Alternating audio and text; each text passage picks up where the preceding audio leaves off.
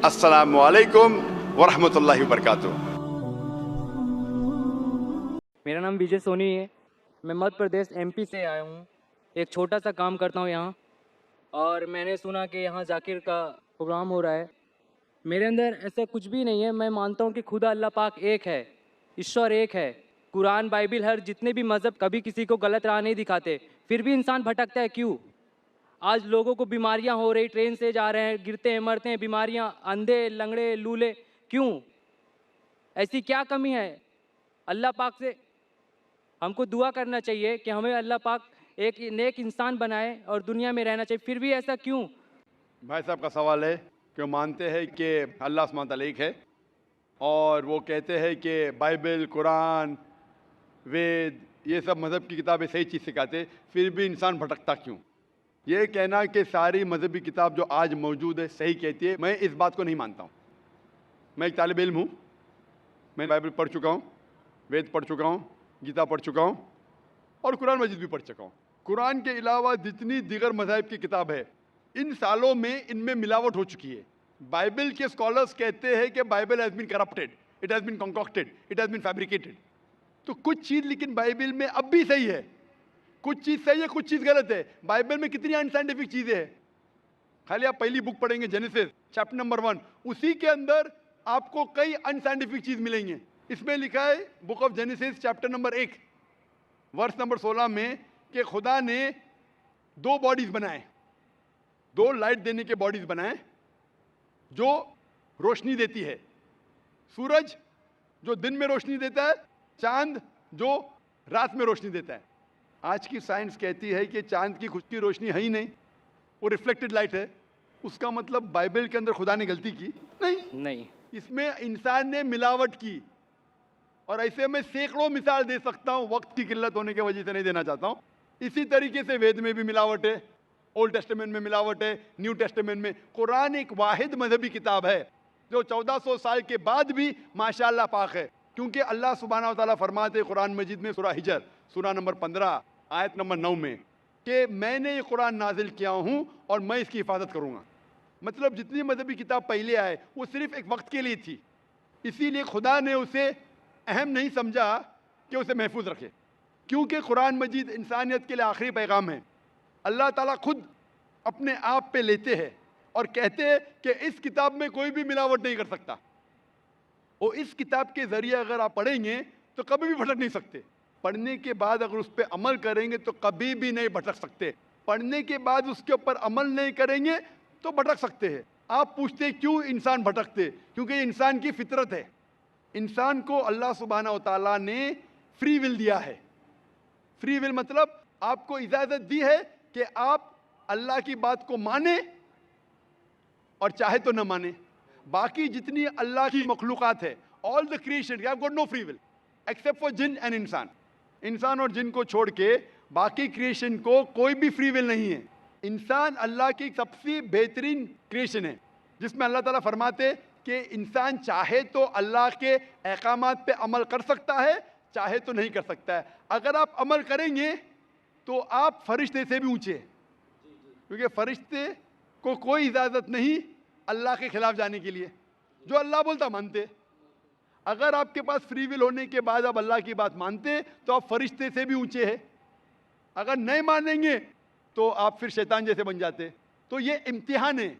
आप मुझे पूछ रहे कि एग्जामिनेशन में टीचर कुछ लोग को फेल क्यों करती है? नहीं, एक्चुअली जो आप बोल रहे हैं, मैं ये बोल रहा हूँ, आज की डेट में हजारों लोग डेली मरते हैं और हजारों बीमारियां पैदा होती हैं। भाई और साहब जन्म जन्मांतरों से हमको कुरान है, उस शिक्षा दी जाती, फिर भी लोग अमल क्यों नहीं करते? भाई साहब ने उस पूछा हजारों लोग मर रहे। भाई साहब उससे ज्यादा लोग पैदा हो रहे।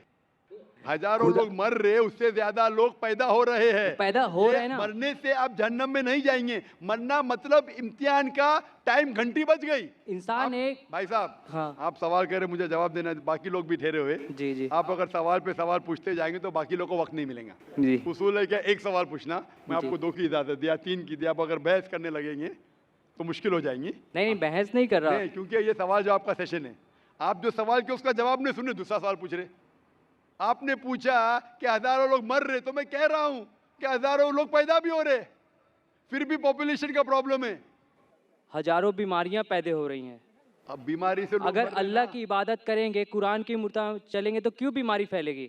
लोग क्यों नहीं करते? आज इस्लाम भाइयों में कितने लोग हैं जो दरगाह पे जाते हैं, दरगाह को खुदा मानते हैं। भाई साहब ने कहा कि बहुत से लोग बीमार हो रहे। बीमारी नहीं। दो किस्म की होती है। आप एक मिनट, ये जैसे इस्लाम में हमारे भाई हैं और कितने सारे भाई हैं, कितने लोग खुदा अल्लाह पाक को मानते हैं, ये सत्य बात है, ये मैं भी मानता हूँ। हर इंसान को अमल करना चाहिए। आज इस्लाम को मैं भी मान भाई साहब आपके आखिरी सवाल का जवाब दूंगा। आप बोलते बहुत से लोग बीमार। बीमार दो किस्म के होते हैं, एक होती जिस्मानी बीमारी, एक होती रूहानी बीमारी। जिस्मानी बीमारी के वजह से कोई भी जन्म में नहीं जाएगा। बीमार होना इंसान की फितरत है, नॉर्मल, कुछ गलत बात नहीं। बीमार होना, बीमार होना का मतलब नहीं कि आप जन्नत में नहीं जा सकते, लेकिन रूहानी बीमारी होंगी तो प्रॉब्लम है।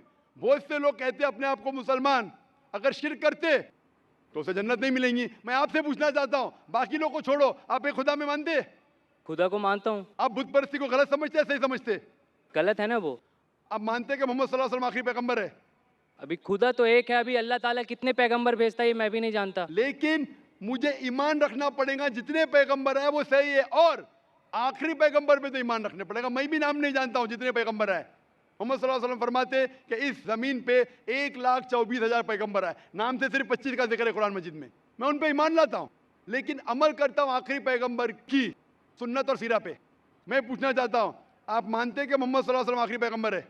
मैं मानता हूँ पैगंबर हजरत मोहम्मद साहब के जो कुरान में लिखा हुआ है, लोगों को अमल करना चाहिए, मेरे को भी अमल लोगों करना को चाहिए। छोड़ो, आप अमल मैं- करने को तैयार है? मैं कोशिश करता हूँ चलने की। बिल्कुल सही, कोशिश करो। अमल में ऊंच नीच चलेगा, कोशिश करते क्या आप? कोशिश करता हूँ। आप मानते खुदा है के? खुदा एक है। आप मानते बुत परस्ती गलत है? हाँ गलत है। आप मानते मोहम्मद सल्लल्लाहु अलैहि वसल्लम आखिरी पैगंबर है? खुदा एक है। आज मैं इस्लाम कबूल करूँ, आपके मैंने कल में कबूल किया, पर अगर मैं गलत करूँगा तो गलत है ना, खुदा भी गलत कहेगा। यही सवाल मुझे एक शख्स ने पहले पूछा था। अगर मैं इस्लाम कबूल करूँ, मुसलमान बनूं और कुछ गलती करूंगा तो गलती मैं नहीं, ये इंसान है। हाँ मालूम है, अबे मैं भी गलती करता हूँ। मैं पहले कह चुका हूँ कि ये डॉक्टर जाकिर नाइक, मैं ये नहीं कहता कि मैं 100% सारी बातों पे अमल करता हूँ इस्लाम की। मैं ये नहीं कहता कि 100% मैं पक्का मुसलमान हूँ। मैं कोशिश करता हूँ। ये इंसान गलती का पुतला है, इंसान गलती करेगा ही। अल्लाह के मेहरबानी के बिना, अगर अल्लाह मेहरबान नहीं है तो कोई भी इंसान जन्नत में नहीं जा सकता, ना तुम ना मैं। आप समझ रहे? जी। गलती करे प्रॉब्लम नहीं, लेकिन सबसे अहम गलती से दूर रहो, बुत परस्ती। आप बुत परस्ती से दूर रह सकते? कोई नहीं बच सकता उससे। बुत परस्ती से बच सकते? मैं बचाऊं? आप बचना चाहेंगे? बुत परस्ती कैसे आप बचे हैं? बुत परस्ती मतलब आइडल वर्शिप, मूर्ति पूजा। हाँ, मूर्ति पूजा से बचा हुआ हूँ। बस, आप मूर्ति पूजा से बचना चाहेंगे? आप बचे ना मूर्ति पूजा से? खुदा, आप वादा देते जिंदगी में मूर्ति पूजा नहीं करेंगे? खुदा को मानता हूँ, अल्लाह पाक को, निराकार है, उसका कोई आकार नहीं है। मूर्ति पूजा लोग करते हैं, लोगों की आस्था बढ़ती है, करने दो, जो करते हैं करते हैं। आप करते? मैं खुदा को मानता हूँ, दरगाह पे भी जाता हूँ, मंदिर पे भी जाता हूँ। कोई जाना कोई गलत नहीं है। गलत जगह पे जाना गलत है, सही जगह पे जाना सही है। आपको अगर अल्लाह की इबादत करना है तो जाइए मस्जिद में। मस्जिद मतलब सिजदा की जगह, जहाँ नमाज पढ़ी जाती है, वो जगह को क्या कहते हैं? मस्जिद। आप मस्जिद जाओ, वो सही जगह है। मस्जिद जाके अल्लाह की इबादत करो, वो सही है। उसके अलावा आप गलत जगह जाएंगे तो आप सही रास्ता नहीं पाएंगे। इसीलिए मैं कहता हूं, आपको सिर्फ अल्लाह की इबादत करना चाहिए, मूर्ति पूजा नहीं करना चाहिए, और अल्लाह के पैगंबर पे मानना चाहिए। अगर आप 3 चीज पे मानते कि खुदा एक है, उसके अलावा कोई माबूद नहीं है, और मूर्ति पूजा गलत है, और मानते हैं कि मोहम्मद सल्लल्लाहु अलैहि वसल्लम पैगंबर है, तो आप इस्लाम के रिलीजन में दाखिल हो सकते। अमल आस्ते आस्ते आएगा, अमल आस्ते आस्ते आएगा। जरूरी नहीं आज आपने इस्लाम कबूल किया तो 100% मुस्लिम होंगे। 100% होना मेरे बस में भी नहीं है। हमें कोशिश करना चाहिए, धीरे धीरे 50%, 60%, 70, जितना हो सके उतना बेहतर है। लेकिन पहले दाखिला तो लेना चाहिए। आप स्कूल में पहले दाखिल तो लो। उस खुदा पाक के हमारे दिल में, लोग कहते हैं रूह जो अजय अमर है, वो कभी मर नहीं सकती, नापाक नहीं हो सकती, और वो चीज़ अपने अंदर है, उसके एक अंश है हम लोग, जिसको कभी देखा नहीं है किसी ने। खुदा को देखने की जरूरत नहीं, खुदा के अहकामात पे अमल करने की जरूरत है। जी। खुदा की ताकत देखो, खुदा का पावर देखो, वही काफी है। खुदा को खुद देखना जरूरी नहीं है। आप अगर एक खुदा में मानते, बुत परस्ती नहीं करते, और पैगंबर में मानते मोहम्मद सल्लल्लाहु अलैहि वसल्लम, वो काफी है शुरू होने के लिए। फिर उनके अहकामात पे कुरान पढ़िए, अमल कीजिए, वो बाद में आएगा। आप एडमिशन लेना चाहते? मैं खुदा को अल्लाह पाक को मानता हूँ और मानता रहूँगा। पर मैं ये नहीं सोचता कि मतलब अभी आपके बोलने से मैं मानता हूँ कि आप सही बोल रहे हैं, कोई गलत नहीं है, पर मेरा दिल एक्चुअली बोल रहा है कि खुदा निराकार है, उसको दिल से पुकारो, वो है। और लोगों को यहाँ से इस कैंप पार्क जाने के बाद लोग सोचेंगे कि गलत बोला, अच्छा बोला, लोग उसमें खूबियाँ निकालेंगे और जो सही है वो अल्लाह ताला की बात को समझेगा। और यहाँ से कितने हज़ारों लोग हैं और लाइव टेलीकास्ट आज टीवी पे देख रहे हैं, उन सभी से गुजारिश करूँगा कि उस अल्लाह पाक निराकार ईश्वर पे अमल करें, ना कि एक दूसरे की बुराई करें। और आपसे भी मैं ये चाहता हूँ, दरख्वास्त चाहता हूँ कि आप बहुत बड़े हैं एज में और मैं आपसे बहुत छोटा हूँ और ज्ञान में भी आप मेरे से काफ़ी बड़े हैं, पर एक मैं मूर्ख बालक हूँ। और मैं यही जानता हूँ कि खुदा अल्लाह पाक एक है। लोगों को सिर्फ ईमान रखना चाहिए, इंसानियत रखना चाहिए और उस खुदा अल्लाह पाक को राह में चलना चाहिए, कोशिश करना चाहिए। भाई साहब कहते खुदा है कि मैं दुआ करूंगा अल्लाह ताला आपको और हिदायत दे। जब आपके दिल से आप मान लेंगे कि ये मज़हब सही आप कर सकते हैं, अभी आप अगर उससे संतुष्ट नहीं है तो मैं बिल्कुल नहीं कहूँगा कि आप इस्लाम कबूल करें। और पढ़िए कुरान मजीद के बारे में, जब आप लोग को बोल रहे खुदा एक है, आप कबूल कर रहे क्या? वो आप जाने और आपका खुदा जाने। मैं दुआ करता हूँ अल्लाह से आपको हिदायत दे। मैं चाहूँगा कि कोई वॉलंटियर अगर इसको कुरान मजीद का तर्जुमा देख सके उसको पढ़िए, और कुछ अगर परेशानी पेश है कुरान मजीद के बारे में आप मुझे इंशाल्लाह डोंगरी में आके सवाल कर सकते हैं। नहीं, कुरान में कोई गलत नहीं लिखा हुआ है। Assalamu alaikum, brother Zakir Naik. I'm from Kerala, so this English is more comfortable for me. So my question here is, in fact, I'm a reward sister and just 1.5 to 2 months old. And I try my family to make them understand what Islam is and all that. So today, my dad put a condition like, you go to temple, you come with me to temple. So I will come here in peace conference. So as my dad is a very good person, he's kept his promise. He's come to peace conference. So my question is, what I did was for the cause, for a good cause. But I had to go to temple, and I was always telling, House Bilani min Shaitanir Rajim. So what I did, was it wrong? And second piece of advice, what would you like to, advise my, not advise, but at least make him understand what this Islam is. And I'm sure he's somewhere and he's listening. बहन का सवाल है कि वो केरला से है और अंग्रेज़ में और महारत रखती है। मैं बम्बई से और मैं भी अंग्रेज़ी में महारत रखता हूँ, लेकिन मजबूरी है क्योंकि ये सवाल जो आपका सेशन उर्दू या हिंदी में है, तो मैं जिद्दोजहद कर रहा हूँ कि लोगों को पैगाम पहुँचाऊँ इस ज़बान में। बहन का सवाल है कि चंद महीने पहले, 2 या 3 महीने पहले उसने इस्लाम कबूल किया है और उसके वालिद जो एक अच्छे इंसान हैं, जब वालिद को उसने कहा कि आप पीस कॉन्फ्रेंस में आओ, तो वालिद ने शर्त लगाई कि आप अगर टेंपल में आएंगे, मंदिर में आएंगे, तो मैं पीस कॉन्फ्रेंस में आऊँगा। तो उसके वालिद तो पीस कॉन्फ्रेंस में आ गए। तो क्या उसने जो शर्त लगाई वो सही थी या गलत थी? आपने अगर अपने वालिद को कहा कि टेंपल में आप जाएंगी, टेंपल में जाना गलत नहीं है, टेंपल में बुत परस्ती करना, मूर्ति पूजा करना गलत है। मैं भी कई टेंपल में जा चुका हूँ, कई टेंपल में, देखने के लिए टेंपल में क्या है। तो अगर आप टेंपल जाती है और मूर्ति पूजा नहीं करती है और दिल में मानती है कि खुदा एक है, उसके अलावा कोई माबूद नहीं, बुत परस्ती गलत है, तो टेंपल में जाना कोई हर्ज नहीं है।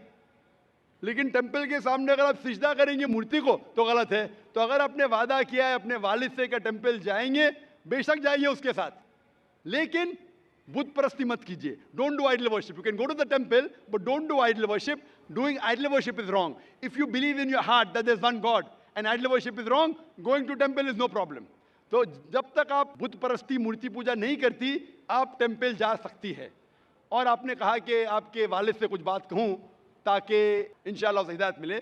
मैं कहना चाहता हूँ इस बहन के वालिद से कि आप दिगर मज़ाहिब का मुताला कीजिए, चाहे बाइबल का, चाहे वेद का, चाहे भगवत गीता का, चाहे कुरान का, और आपको पता लगेगा कि सारे मजहबी किताब कहते हैं कि खुदा एक है और उस खुदा के अलावा कोई माबूद नहीं। मैं आपसे पूछना चाहता हूँ कि अगर आप पढ़ेंगे आपके वेद, जो मैं कह चुका हूँ, उसमें भी साफ तौर से जिक्र आता है कि खुदा एक है और बुत परस्ती गलत है। जैसे मैंने कहा श्वेता उपनिषद में अध्याय नंबर 4 श्लोका नंबर 19, यजुर्वेद अध्याय नंबर 32 श्लोका नंबर 3 में लिखा है, न तस्य प्रतिमा अस्ति। उस ईश्वर, उस भगवान की कोई प्रतिमा नहीं, कोई अक्ष नहीं, कोई पिक्चर नहीं, कोई पेंटिंग नहीं, कोई फोटोग्राफ नहीं, कोई बुत नहीं, कोई मूर्ति नहीं। तो मूर्ति पूजा करना हिंदू मजहबी किताब के हिसाब से भी गलत है। ये कुछ हिंदू धर्म के ठेकेदार कहते हैं जो मजहबी किताब में नहीं लिखा है। तो मेरी इल्तिजा है आपसे, मेरी दरख्वास्त है आपसे कि आप अपनी किताब का मुताला कीजिए और जो ज्ञान रखता है आपके किताब के बारे में उनसे पूछिए। उसमें लिखा है कि मूर्ति पूजा गलत है, और जो मैं हवाले दिया हूँ आप उनसे पूछिए इसकी क्या मानी है। एक मुसलमान कह रहा था, पतला सा, टोपी पहने हुए, दाढ़ी रखे हुए, कि मूर्ति पूजा गलत है। लिखा है श्वेताश्वेतर उपनिषद अध्याय नंबर 4 श्लोका नंबर 19 में। ये क्या सही कह रहा है? आप लाइब्रेरी में जाओ और उसका तर्जुमा पढ़ो, आपको पता चलेगा क्या लिखा है। और मैं अल्लाह से दुआ करता हूँ कि अल्लाह आपको हिदायत दे ताकि आप भी अपनी बेटी जैसे सही रास्ते पे आ सके। Hope the answer the question. अस्सलाम वालेकुम, मेरा नाम अर्जुन है, मैं मुंबई का हूँ। मैं हमेशा परेशान रहता हूँ। तो मैं एक दिन सिकंदर भाई को मिले थे, 1 साल हो गया। मुझे कलमा पढ़ने के आपसे सब लोग से मुझे दुआएं चाहिए। सब भाई बहन इसके लिए आज दुआ करें प्लीज़। मैंने कहा कि वो 1 साल से परेशान है और वो इस्लाम कबूल करना चाहता है। भाई साहब, इस्लाम का मतलब है शांति। शांति। मैं दुआ करता हूँ कि इंशाअल्लाह आपको शांति मिले। मैं पूछना चाहता हूँ कि आप मानते हैं कि खुदा एक है? हाँ, मानता हूँ। आप मानते हैं कि बुत परस्ती गलत है? हाँ, गलत है। आप मानते हैं कि मोहम्मद सल्लल्लाहु अलैहि वसल्लम आखिरी पैगंबर है? हाँ, पैगंबर। आप कितने वक्त से इस्लाम के बारे में पढ़ रहे या इस्लाम के बारे में कसरत देख रहे? अभी 1-2 महीना हो गया। 1-2 महीना, माशाल्लाह। आप इस्लाम के चीज़ के ऊपर जो भी आप इस्लाम के बारे में जानते हो उससे खुश है? हाँ। आप इस्लाम दिल से कबूल करना चाहते हैं? हाँ। आप पे कोई भी ज़बरदस्ती कर रहा है? नहीं। कोई भी दबाव? नहीं। आपके दोस्त का दबाव है क्या? नहीं करेंगे तो मारूंगा? कल एक सवाल है। हाँ जी, हाँ, सवाल पूछिए। अभी इस्लाम कबूल करने के बाद देव देवता कुछ से जी, इस्लाम कबूल करने के बाद देव देवता से डर लग रहा है। देव देवता भाई ने कहा कि इस्लाम कबूल करने के बाद देव देवता से डर लगता है। अल्लाह ताला फरमाते हैं सूरह इमरान में सूरह नंबर 3 आयत नंबर 160 में कि अगर अल्लाह आपके साथ है, अल्लाह मदद आपकी करे। अल्लाह मतलब ईश्वर। ईश्वर ने परमेश्वर। ये ईश्वर, ये हिंदी लफ्ज है ना, इसमें मिलावट। ईश्वर मतलब ईश्वर के ऊपर होता है परमेश्वर, तो इसलिए परमेश्वर कह रहा हूं मैं। ये अल्लाह वर्ड एकदम साफ है। गॉड भी अंग्रेजी में मिलावट, goddess, God father, God mother, मिलावट हो सकती है। खुदा, ना खुदा, ईश्वर, परमेश्वर, देव, देवता, देवी, ये सब मिलावट है, इससे डरो मत। सही लफ्ज है अल्लाह। अगर अल्लाह आपकी मदद करता है, कुरान मजीद में इसका जिक्र आता है सूरह इमरान में सूरह नंबर 3 आयत नंबर 160 में, तो कोई भी आपको नुकसान नहीं पहुंचा सकता है। लेकिन अल्लाह आपकी मदद नहीं करेगा तो कोई भी आपको बचा नहीं सकता। इसीलिए कह दो मोमिन से कि अल्लाह पे ईमान लाओ। अगर अल्लाह आपके साथ है तो कोई भी आपका बाल भी नहीं बाका कर सकता है, कोई भी, देव देवता छोड़ो, कोई भी इंसान नहीं। तो इसीलिए मोमिन को परमेश्वर सबसे ऊंचे, जो हमारा खालिक है, हमारा रब है, हमारा बनाने वाला है। हो सकता है कि शैतान आपको भड़का सकता है, ऐसा करोगे तो हो सकता है कि आपके पड़ोसी आपको मारेंगे, आपके पड़ोसी आपको नुकसान पहुंचाएंगे। ये आपको शैतान भड़का रहा है और ये शैतान का काम है। इसीलिए हम कहते हैं औज़ु बिल्लाहि मिनश शैतानिर रजीम। हम पनाह चाहते हैं शैतान मरदूद से, अल्लाह के पास हम पनाह लेते हैं शैतान मरदूद से। सबसे ज़्यादा आपको पनाह जो दे सकता है वो एक ही है, वो अल्लाह। तो आप दिल से कबूल करना चाहते हैं? हाँ। आपको कोई भी दबाव नहीं। आपके दोस्त की तरफ से? नहीं, कुछ कोई माली दबाव? कोई नहीं, नहीं, कुछ। दिल से उस आवाज़ के साथ। हाँ। इंशाअल्लाह मैं अरबी में कहूँगा और आप उसे दोहरा सकते हैं। अशहदु अशहदु अल्लाह अल्लाह इलाहा इलाह इल्लल्लाह इल्लल्लाह व अशहदु व अशहदु अन्ना अन्ना मुहम्मदन मोहम्मद अब्दुहु अब्दु व रसूलुहु। व रसूलुहु। मैं शहादत देता हूँ मैं शहादत देता हूँ कि अल्लाह के अलावा अल्लाह के अलावा कोई माबूद नहीं कोई माबूद नहीं और मोहम्मद मोहम्मद सल्लल्लाहु अलैहि वसल्लम वसल्लम उसके पैगंबर और बंदे हैं। माशाल्लाह मुस्लिम हो चुके। और मैं अल्लाह से दुआ करता हूँ कि आपकी परेशानी को दूर करे। और मैं चाहता हूँ कि आप कुरान मजीद का तर्जुमा पढ़े। जो ज़बान आपको अच्छी आती है, हिंदी आती है तो हिंदी में पढ़िए, मराठी आती है मराठी में पढ़िए। कौन सी ज़बान आप जानते हैं सबसे बेहतर? मराठी। इंशाअल्लाह मैं दरख्वास्त करूँगा वॉलंटियर से कि मराठी का कुरान लिखा है, और मेरी दरख्वास्त है कि आप मराठी में कुरान मजीद का तर्जुमा पढ़िए, उसके ऊपर अमल करिए। कुरान मजीद पढ़ने से आपकी अक्सर परेशानियां दूर रहेंगी, क्योंकि कुरान में लिखा है कि कुरान एक शिफा है बहुत से परेशानी के लिए। भाई साहब कुछ कहना चाहते हैं? सर सारे भाई बहनों से आज इसके लिए दुआ करवाइए प्लीज, क्या दुआ करूं? दुआ करवाइए, इसकी परेशान सब के- परेशानी दूर हो, सब भाई बहनों से बोलिए आप। इंशाअल्लाह भाई साहब चाहते हैं कि यहाँ का जो मजमा है वो भी दुआ करे कि हमारे लौटे हुए मुस्लिम के बारे में कि दुआ करे अल्लाह से उनकी परेशानी दूर करे। और मैं दुआ करता हूँ अल्लाह से कि आप इस्लाम में दाखिल हुए, और दुआ करता हूँ कि मुस्लिम जैसा मरे। मुस्लिम जैसा मरना और अहम है, मुस्लिम जैसा मरना और अहम है। और दुआ करता हूँ कि अल्लाह आपको जन्नत नसीब फरमाए। Hope the answer the question. जी खुश आमदीद दोस्तों, उम्मीद करता हूँ वीडियो आपने पूरी देखी होगी और आपको पसंद भी आई होगी। भाइयों दोस्तों, इंसान की आगाज़ इस दुनिया में जब हुआ तो अल्लाह ताला ने हज़रत आदम अलैहिस्सलाम को पैगंबर बनाकर भेजा, और अल्लाह ताला ने इंसान को एक मशअल राह दिखाने के लिए पैगंबरों का एक सिलसिला शुरू किया। अल्लाह ताला ने दुनिया में कम व बेश 1,24,000 अंबिया किराम भेजे। कुछ पैगंबरों को सहीफ़े मिली और कुछ को बड़ी बड़ी किताबें, तौरात, ज़बूर, इंजील और आखिर में कुरान मजीद। यहाँ पर मैं एक बात आपसे अर्ज़ करना चाहता हूँ कि कुरान मजीद से पहले जितने भी आसमानी किताबें नाजिल हुई वो सब के सब गैर महफूज रहे हैं, क्योंकि उनमें तब्दीली की गई और उनमें से जो किताबें थी वो सब के सब वो जो है ना तब्दील कर दिए गए, उनमें से गुस्ताखी किए गए और उसको अपने अल्फाजों से बदल दिए गए। लिहाजा अब अगर आपको कोई तौरात और ज़बूर और इंजील वगैरह लेकर आए तो वो अपनी असली हालत में वो नहीं है। सिर्फ़ और सिर्फ कुरान मजीद की ऐसी किताब है जो अपनी असली हालत में है।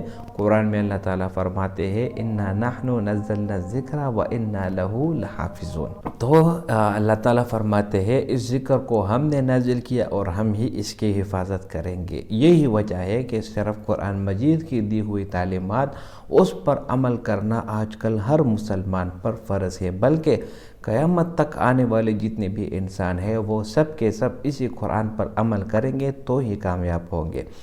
तो ग़रज़ ये है कि जो ये भाई सवाल करता है कि ये बाइबल और तौरात और ज़बूर और कुरान एक ही है, तो ये बात बिल्कुल गलत है। और इस बात की तायीद डॉक्टर ज़ाकिर नाइक ने भी किया कि मैं ये नहीं मानता कि सारी किताबें एक है, क्योंकि जो पिछली किताबें हैं उनमें तब्दीली की गई, मनसूख हो गए और उसके जो अहकामात हैं वो अभी नहीं रहे। मिसाल के तौर पर पिछली उम्मतों में जब जिहाद में माल गनीमत मिल जाता तो उसको उठाकर एक पहाड़ के ऊपर रख दिया जाता, तो अगर वो जिहाद कबूल हो जाता तो ऊपर से आग आकर उसको माल गनीमत को जो है ना वो जला देती, और अगर वो नहीं कबूल हुआ होता तो आग का शोगला नहीं आता और उसको जो है ना वो जला नहीं देते। इसके बरकस हमारे उम्मत के लिए माल गनीमत का माल वो हलाल है। और इसी तरह पिछले उम्मतों के नमाज सिर्फ मस्जिद तक महदूद थे, हमारी उम्मत के लिए पूरी ज़मीन मस्जिद बना दी गई। इसी तरह हमें तयम्मुम भी मिल गया। तो जो आज जो दीन है वो दीन इस्लाम है, और दीन इस्लाम पर अमल किए बगैर आप कभी भी कामयाब नहीं हो सकते। तो भाई कि ये बात बिल्कुल गलत है कि ये पूरी किताबें एक है, पूरी किताबें एक नहीं। इसी तरह उसने कहा कि भगवान ईश्वर और अल्लाह वो एक है, ये बात भी गलत है, क्योंकि इसने हिंदुओं की बात की। हिंदू कहते हैं कि हर एक चीज़ में खुदा, हर एक चीज़ खुदा है। वो सूरज को भी खुदा मानते हैं और वो इसी तरह बहुत सारी चीज़ों को भी खुदा मानते हैं। लेकिन सिर्फ़ और सिर्फ मैं आपको ये बता देना चाहता हूँ कि अल्लाह ताला एक है और उसका जो अपना ज़ाती नाम है वो अल्लाह है, और जो सिफ़ाती नाम है उसका तो वो मेरे ख़याल से जो सिफ़ाती नाम है वो 99 है जो कुरान में ज़िक्र है। हुर्रहमानुर रहीम अल मलिकुल कुद्दूस सलामुल मुमिनुल मुहैमिनुल अज़ीज़ुल जब्बार। तो ये सारे खुदा के सिफ़ाती नाम ये मौजूद है, लिहाजा आप इसको इन्हीं नामों से पुकारा करो। तो माशाल्लाह डॉक्टर ज़ाकिर नाइक ने बहुत बेहतरीन अंदाज से समझाया, और जो कि मैं पहले कह चुका हूँ कि इस्लाम ऐसा मज़हब है जो आखिरी किताब कुरान नाजिल हुई ये उसका खुलासा है। पूरी कुरान मजीद 1400 साल पहले नाजिल हुई, आज तक इसमें कोई तब्दीली नहीं आई, क़यामत तक इसमें कोई तब्दीली नहीं आएगी, क्योंकि इसकी हिफाजत की ज़िम्मेदारी अल्लाह ताला ने ली है। और जिस चीज़ की ज़िम्मेदारी अल्लाह ताला ले ले तो उसमें फिर किसी भी तब्दीली की कोई इम्कान और कोई महालत भी नहीं रह जाती।